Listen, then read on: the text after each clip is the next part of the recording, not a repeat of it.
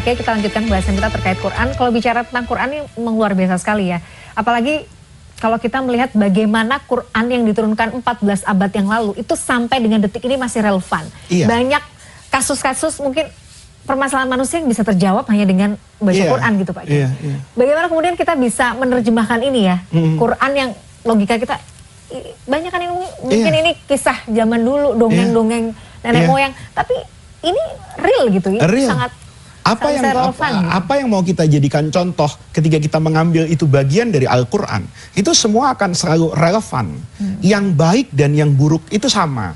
Quran bercerita tentang Korun, itu kan orang yang sangat baik, punya kredibilitas keagamaan yang luar biasa. Tetapi ketika berhadapan dengan harta dan berdekatan dengan kekuasaan, itu meruntuhkan itu semua. Hari ini juga kita sering melihat begitu kan. Kalau dia sedang tidak dapat bagian, dia jadi orang baik di oposisi. Tapi ketika menjadi masuk ke dalam struktur pemerintahan, dia mungkin memiliki logika yang berbeda. Ada begitu banyak orang yang baik, tetapi masuk ke tempat yang mungkin bukan bidangnya, dia menjadi tidak baik. Saya ini jadi baik karena digapai kemuliaan. Kalau Mila ngundang saya sebagai narasumber satu hari saya jadi gubernur atau jadi presiden, belum tentu loh. Saya akan lebih baik dari gubernur hari ini dan dari presiden hari ini. Itu kan Quran ngasih gambaran seperti itu. Nah, ini relevansinya ilmu saja. Quran itu misalnya kita melihat ya, ilmu itu lahir karena ada pertanyaan, ada dialektika kehidupan, melahirkan peradaban. Coba lihat inspirasi Quran itu. Di Quran tuh banyak ayat yang dimulai dengan yas'alunaka, anil anfal, anil ahillah, anil, dijawab semua sama Quran. Satu yang tidak dijawab sama Quran, yas'alunaka anir ruh.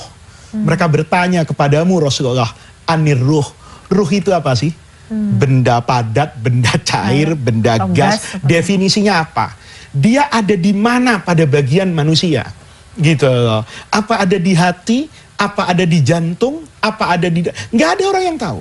Tapi semua orang anehnya meyakini bahwa semua yang hidup itu punya ruh. Ketika ruhnya berpisah, dia mati. Tapi sampai hari ini tidak ada ahli medis dengan ketinggian ilmu yang dicapai mampu mendefinisikan ruh dan memastikan identifikasinya jelas, itu nggak ada. Maka ketika Quran jawab, itu relevansi. Yas'alunaka anir ruh. Qulir ruhu min amri rabbi. Itu urusan saya kata Allah. Ya, wa ma utitum minal ilmi illa qalila. Itu nyata. Manusia itu diberi ilmu oleh Allah. Itu ternyata bukan segala-galanya. Apa yang modern kemarin itu menjadi usang hari ini. Apa yang mengagumkan di masa lalu itu menjadi biasa-biasa hari ini.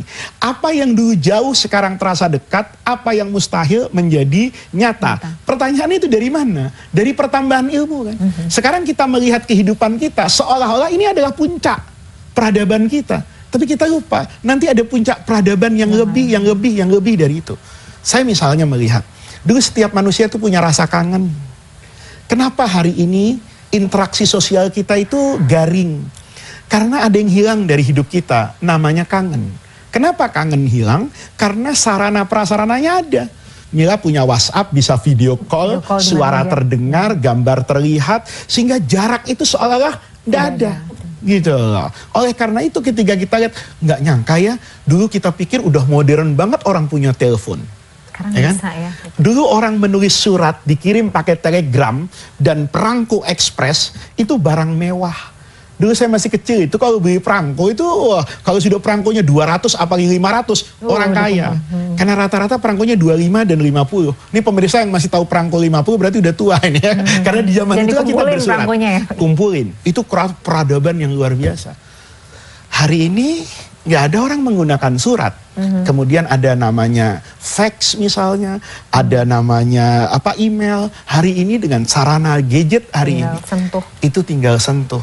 Dulu orang berpikir inikah akhir segalanya, rasanya enggak. Kita nggak tahu anak kita kayak apa. Itu relevansi Quran kan. Wa ma utitum minal ilmi illa qalila. Ilmumu itu terbatas. Itu kalau kita praktekkan pada semua aspek kehidupan, pasti menunjukkan keterbatasan ilmu manusia. Oke, jadi misalnya pun kita mengkaji Quran dan kita belum paham sebenarnya ini maksudnya apa ya? Kok saya nggak ngerti ya?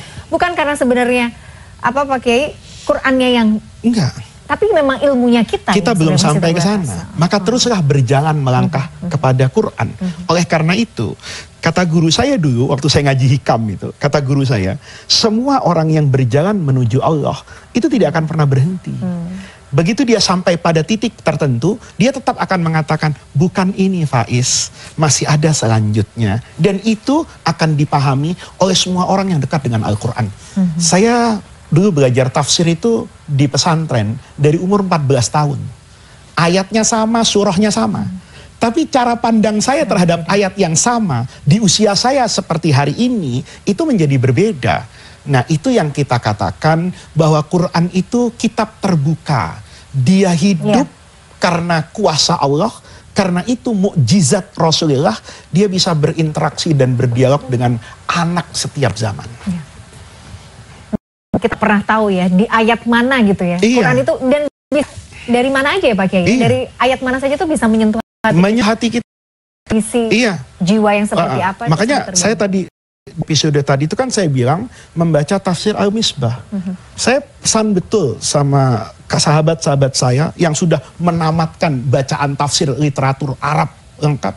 Coba baca tafsir Al-Misbah. Maka di situ ketemu sentuhan yang boleh jadi itulah sejatinya yang ditunggu oleh kita. Misalnya Alhamdulillahirabbil alamin. Kita udah tahu dari ungkapan syukur kepada tiga kita sampai pada titik tertentu, relevansinya hebat banget nih.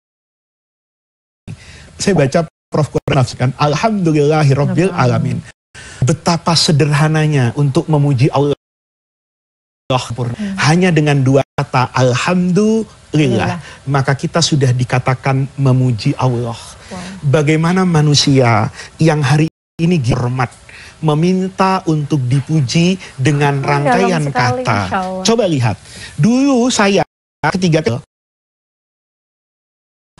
gitu loh. Ketika baca ini juga nggak begini. Saya mohon maaf pemirsa, jangan diartikan negatif ya. Ketika saya hari ini mulai dihormati orang, ada orang datang kepada saya menganggap saya gurunya, ada orang merasa perlu dengan saya. Kadang-kadang kita tanpa terasa menjadi orang yang gila hormat. Itu orang ahli agama dulu. Baru-baru itu dipanggil ustadz, seneng dia. Sekarang nggak dipanggil ustadz, nggak nengok. Gua bukan ustadz, gua kiai. Dulu dipanggil guru seneng. Tapi begitu dia bergelar profesor, dia nggak mau dipanggil guru. Harus ada tambahannya, guru besar. Betapa Allah mengajarkan relevansi itu. Dan saya bertemu dengan tafsir itu di usia saya yang mungkin sudah membaca tafsir setelah 30 tahun. Gitu loh. Itu yang dikatakan Quran itu kitab terbuka, dia hidup berdialog bukan dengan masyarakat secara umum aja, bahkan dengan hidup saya secara personal. Ayat yang dulu saya pahami itu diturunkan oleh Allah kepada orang Yahudi, itu kadang-kadang lebih menyindir saya. Karena saya memiliki sifat yang sama, penyakit yang sama, tetapi selama ini saya selalu mendefinisikan ayat ini turun untuk si A, padahal sejatinya ayat itu sedang berbicara tentang Faiz. Wah, Masya Allah. Betul sekali Pak Kiai. Makanya seringkali kita itu kadang-kadang dalam kondisi situasi emosi yang mungkin merasakan kesedihan atau kegembiraan yang kadang kita baca, kita ketemu satu ayat yang Masya Allah ini sangat kena sekali ya. Gitu. Karena berbicaranya secara personal. Gitu. Sangat menarik sekali. Baik. Pak Kiai, kita harus jeda. Nanti masih ada pertanyaan dari pemirsa yang harus dijawab. Pemirsa jangan kemana-mana. Gapai Kemuliaan akan segera kembali setelah jeda yang satu ini.